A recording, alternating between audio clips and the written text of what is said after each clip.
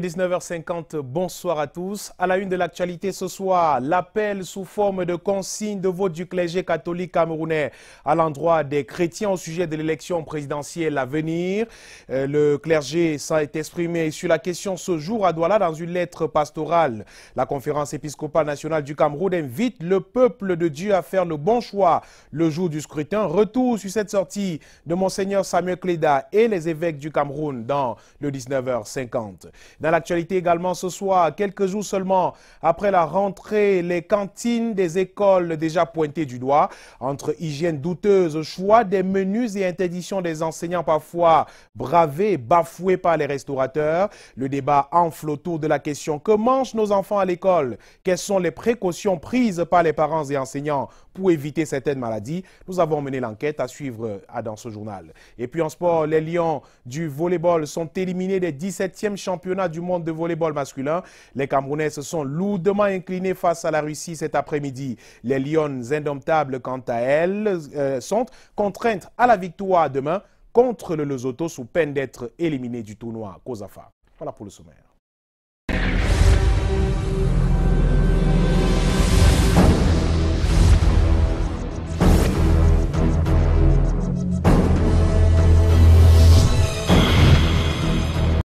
Bienvenue au 19h50. Cette nouvelle triste en ouverture de ce journal. Un accident de la circulation est survenu il y a quelques heures seulement sur la nationale numéro 5 entre Bafoussam et Douala. Le tonneau est survenu après plusieurs manifestations de sommeil au volant par le conducteur de ce véhicule. Pas de mort, mais des blessés graves ont été enregistrés, des voyageurs en état de choc. Monique Naousifoso et Emmanuel Gomba pour les détails. Le chauffeur de cette coaster reste le seul coincé après le tonneau.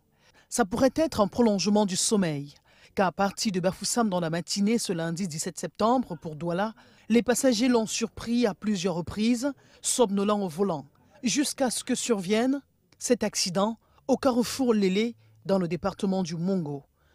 Mais lorsque on doublait une liasse sur le dos d'un monsieur, lorsqu'on a crié, il était la roue avant qu'il ait... Pas de perte en vies humaines, mais des blessés qui ont été soutirés de ce bus et transportés par les sapeurs-pompiers à l'hôpital régional de Nkonsamba. Les accidentés retrouvés sur le site sont encore sous le choc. Les éléments de la brigade routière de Nkonsamba et les sapeurs-pompiers essayent toutes les manœuvres possibles pour sortir le conducteur de la ferraille de son propre véhicule. Cette somnolence au volant est sans doute liée à l'absence de repos entre différents voyages. Cependant, on a noté ce week-end une opération routière musclée sur la nationale numéro 3 à Pouma précisément. La répression était le maître mot, passagers, bagages, véhicules, tout est passé au pain fin effectivement. Au-delà de la limitation de vitesse, plusieurs infractions ont été enregistrées. Yasser Trésotanon et Stéphane Binac. C'est une opération musclée de prévention routière de la Légion de gendarmerie du littoral ce dimanche. Nous sommes sur la nationale numéro 3. Non loin de Pouma. Les 4 camions garés sont en infraction et la répression ne tarde pas. Donc, ils payent l'amende pour activité dangereuse et ils remplacent les roues. Et la bonne nouvelle aussi, c'est que depuis que nous sommes arrivés, il n'y a eu aucun cas d'accident de circulation routière. C'est dû au fait que nous sommes présents sur le terrain. Nous veillons au grain. Les passagers sont contrôlés et les soutes de voitures aussi sont fouillées. Sur la nationale numéro 5, ce même dimanche 16 septembre, le détachement Alpha est en poste à Souza. Non loin de là, un accident de la circulation vient de se produire, un cas isolé. Car grâce au radar, la limitation de vitesse est à respecter. Véhicule sortant de l'ouest pour Douala, la limitation ici est de 110 pour les véhicules de tourisme, 90 pour les transports en commun et 60 pour les camions. D'autres cas d'infraction sont relevés. Très flagrant qu'ils ont loué les véhicules depuis 3 ans. Ils marquent avec la carte sans visite technique. Et ça demande automatiquement la mise en fourrière de ces deux véhicules. En dehors de la sanction et la répression, les éléments de la gendarmerie sensibilisent. Il me rappelle que pour les triangles de signalisation, il faut que j'en ai 2. Je n'ai qu'un seul et il a fait son travail. Il aurait bien pu me verbaliser, va payer, non. C'est pour que je puisse être conscient. En 2 jours, 30 cas de non-port de ceinture de sécurité par les chauffeurs ont été détectés, 28 cas de roues usées et 20 cas d'excès de vitesse. La page politique de ce journal juste après ceci.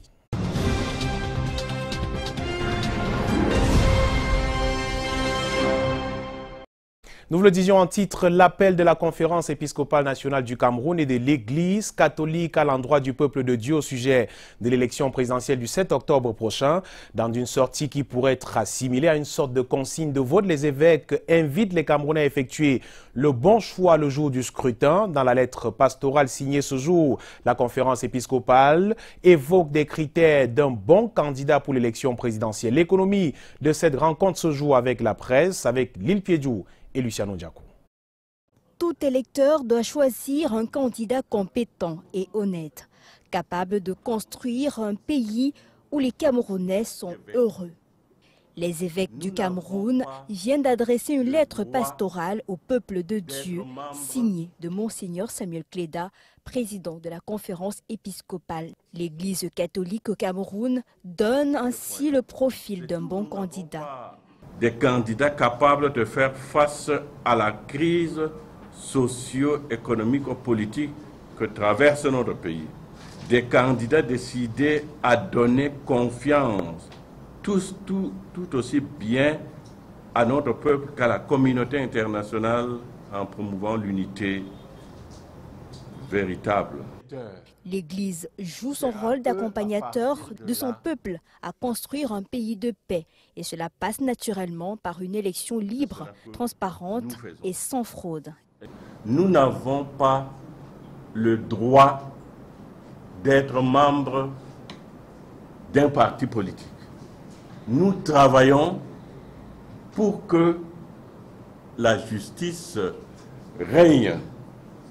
Au sujet du cabinet américain ayant déjà déclaré le candidat Paul Biya vainqueur à la présidentielle 2018, l'archevêque métropolitain de Douala demande aux autres candidats de faire pareil. C'est de bonne guerre. Mais ça, c'est la campagne. Non, les autres peuvent aussi faire autant. Moi, je ne sais pas pourquoi les autres ne feraient pas autant. On peut aussi déclarer que tel a gagné ou tel n'a pas gagné. Non. L'Église catholique au Cameroun suit les élections via la commission Justice et Paix.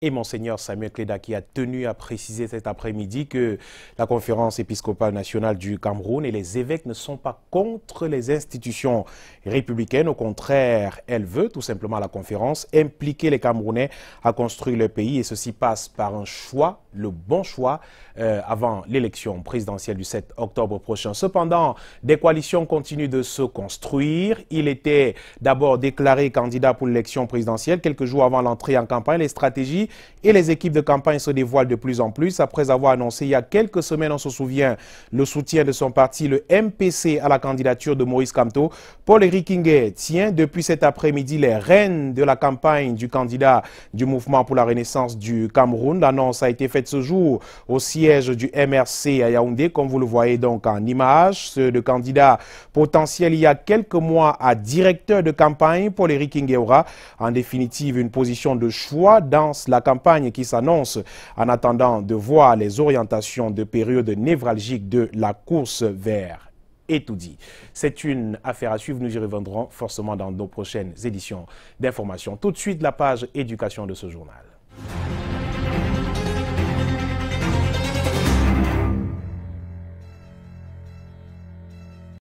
En éducation, effectivement, nous nous intéressons ce soir au conditionnement des repas et aliments vendus dans les cantines des écoles au Cameroun et à Douala précisément. Si beaucoup de parents reçoivent ou alors prévoient un repas dès la maison pour leurs enfants, le nombre d'enfants justement qui se nourrissent dans des lieux d'où un questionnement sur l'hygiène, ce nombre d'enfants reste donc élevé dans les établissements. Des mesures sont parfois prises, des mesures strictes qui sont prises comme les tenues des commerçants. Certains responsables ont même mis sur pied justement des mesures de test d'aliments avant la consommation par les enfants dans les différents établissements scolaires. Mais ces mesures sont-elles effectivement respectées? Aimé Catherine Moukouri, Luciano Diakou et Yvette Obélé ont mené l'enquête.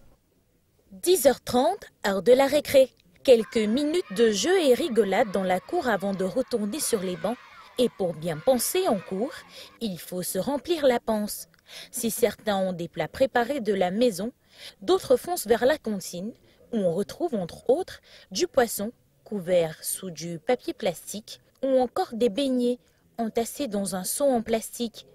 Les commerçants sont vêtus de blouses blanches, comme l'exige le directeur de l'école publique inclusive de Bali pour des questions d'hygiène. Par exemple, le port de blouse.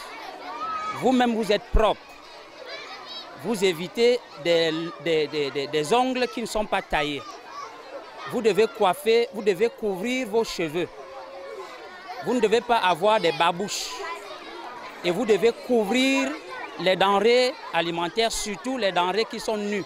Il est question prioritairement de nous fournir le certificat médical qui montre que la vendeuse ou le vendeur est en bonne santé. Les mesures sont les mêmes ici à l'école publique de Nkomondo, où l'heure de la pause est passée et la marchandise couverte sous des nappes blanches. La directrice, Madame Doumbé, qui a encore des dossiers de commerçants sur son bureau, a par ailleurs mis sur pied une équipe de goûteurs de repas. Nous avons ici à l'école publique de Nkomondo des enseignants qui sont désignés pour contrôler les mets que ces femmes vendent à nos enfants. Et ces enseignantes le contrôlent et goûtent les mets au jour le jour. L'eau, les yaourts vendus en sachet ou encore des sucettes sont prohibés ici. Si l'hygiène semble préoccupée au premier point, les responsables d'établissement restent à savoir si les batteries de précaution prises suffisent à garantir la qualité des aliments. Cependant, l'on note un constat, les cantines scolaires sont en voie de disparition dans certains établissements. Très peu en disposent encore dans la plupart des écoles. Les aliments sont vendus parfois à la belle étoile, parfois dans des hangars de fortune où le respect de l'hygiène est relégué au calendrier, exposant ainsi les enfants à de nombreuses maladies. Quelles mesures doivent être prises pour préserver la santé des élèves à travers l'alimentation? Mireille Flon de Fofotso et Guy Fotso sont allés à la rencontre d'un spécialiste des questions de santé et un inspecteur des écoles. Ils s'expriment dans ce sujet que je vous invite à regarder. Il n'est pas toujours rassurant pour nos enfants de manger dans leurs établissements. Très peu sont ceux qui disposent des cantines. Les aliments sont vendus à ciel ouvert, parfois exposés aux intempéries et aux insectes. Charles Ebouakwedi est médecin inspecteur des écoles dans la région du littoral. Non, seule la blouse ne suffit pas. Il faut la blouse, il faut les gants. Il faut également que les dames exposent les denrées dans des box vitrées. Et finalement, il faut également qu'il y ait des petites cantines dans les écoles où on peut faire de la nourriture même. Les femmes ne devaient même pas vendre de poisson dans les seaux et à ramener ça à l'école. Normalement, les écoles sont supposées avoir des cantines où quand on veut faire, on veut préparer, on prépare directement là. Et les jus de fabrication artisanale et même des produits laitiers sont interdits dans les écoles, également les sucettes. Et quand bien même les règles d'hygiène sont respectées, il est préférable pour les parents de préparer les goûters des enfants à domicile. Donc, généralement, nous conseillons aux parents de faire des petits plats à la maison, des gamelles qu'ils mettent dans les sacs de leurs enfants qu'ils ramènent à l'école. Ça peut être des petits sandwichs, ça peut être même de la nourriture à la maison, mais que ce soit la nourriture préparée par les parents. Ils vont mettre dans les gamelles. Et également, il faut ramener même de l'eau aussi de la maison. Des stratégies ont d'ailleurs été mises en place pour encourager les écoles qui ne respectent pas les règles d'hygiène et de santé. Quand nous faisons les descentes, nous les sensibilisons. Nous les informons en ce qui concerne l'hygiène et la salubrité au niveau des écoles. Et en fin d'année, pour ceux qui ne respectent pas ça, ils sont sanctionnés. Parce qu'actuellement, on leur fait des demandes d'explication. Il y a également ceux qui font des mesures d'hygiène qui sont convenables. Ils reçoivent des lettres de félicitations, des lettres d'encouragement. Et ça permet que chaque école est jugée en fin d'année. Et l'année d'après, généralement, il y a des améliorations à partir du moment où nous faisons des sensibilisations. Et malgré l'interdiction de la vente des glaces, eau, jus naturels et autres friandises jugées impropres à la consommation humaine, leur commerce prospère dans certains établissements. Et à Ibolova, par exemple, les conditions d'hygiène dans certaines cantines scolaires semblent ne pas être une priorité malgré les voies légales connues. Pourtant, garantir la sécurité alimentaire des enfants est une exigence. Voici le reportage d'Ambroise Fogué qui a visité quelques cantines de la région. Du bon haricot. A priori, Un aliment qui répond aux exigences d'alimentation essentielles pour la croissance, le développement psychomoteur et les capacités d'apprentissage d'un enfant d'âge scolaire. On sait que le haricot a beaucoup de vitamines. C'est pour ça que j'ai recommandé à mes filles de manger ça ce matin. J'aime le haricot avec beaucoup d'huile. L'immersion du haricot dans de l'huile, cependant, est un vrai problème. Car les enfants ont juste besoin de 20% du total énergétique le matin, 40% au déjeuner de midi, 10% à 16h et 30% le soir.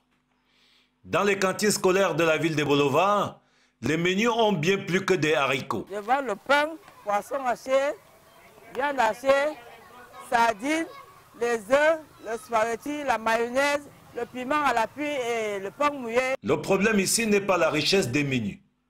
La cantine scolaire est une problématique qui répond à une double exigence. Mieux informer les parents, notamment sur des questions liées à la sécurité des aliments proposés à la consommation humaine, et maintenir la quantité nutritionnelle des repas. Ici, l'évêque a pris le temps de prendre soin de la nourriture en fait. Ici, on sait que quand l'enfant mange ici, là, il n'aura pas de problème. À propos de sécurité, il y a des préalables pour celui qui veut ouvrir une cantine. Nous, ici, en retour, pour aller vendre, on doit donner un certificat médical. Avant de délivrer le certificat médical, qui est délivré par le médecin inspecteur, le docteur Milo, on doit d'abord faire les examens de crachat, l'examen de sel, s'assurer que cette femme est régulièrement propre et qu'au sein des établissements, elles doivent se munir des blouses. Pour les femmes, elles doivent couvrir leur tête. La vigilance reste de mise dans nos écoles et lycées. Vous passez le savon.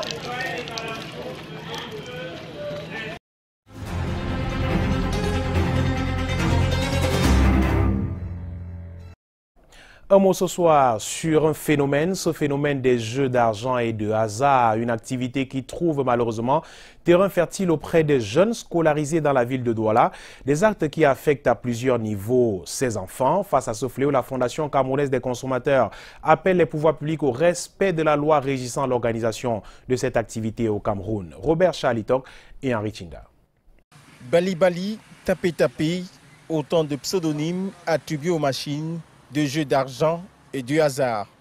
Au-delà de l'exaltation, l'excitation et le divertissement procurés par ces objets qui aliènent et dont les répercussions sur la vie et le fonctionnement des adolescents se fait ressentir sur le plan affectif, cognitif, social et même scolaire, les voix se lèvent.